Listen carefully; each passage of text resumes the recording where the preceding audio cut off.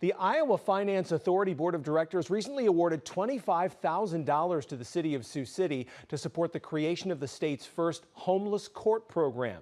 That program is designed to help individuals who are experiencing homelessness. Neighborhood services staff in Sioux City say they're excited to see this program come to life.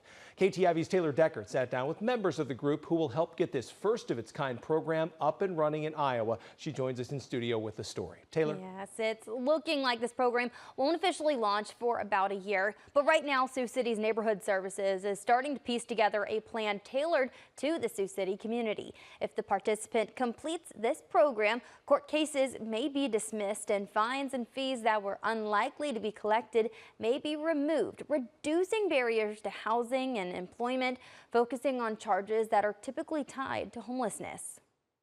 Legal barriers can prevent homeless from securing stable housing and employment.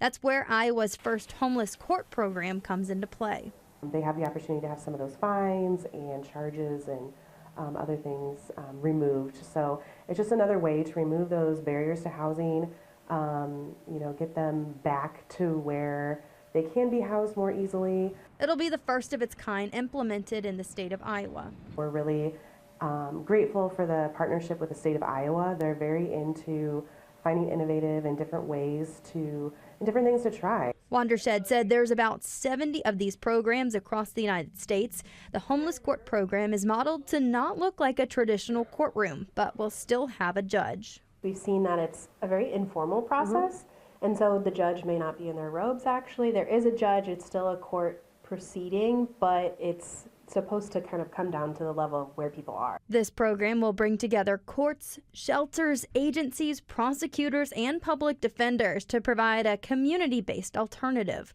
Together, the program will build individualized self-sufficiency plans and secure supportive services specific to the person's needs. Neighborhood Services is working with the American Bar Association in setting up how this will look. And that's what the grant is for the technical assistance, to be able to dig deep into what Sioux City needs and what it will look like here.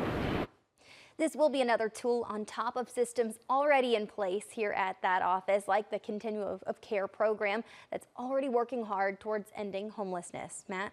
Taylor Deckert in studio for us tonight. Taylor, thank you.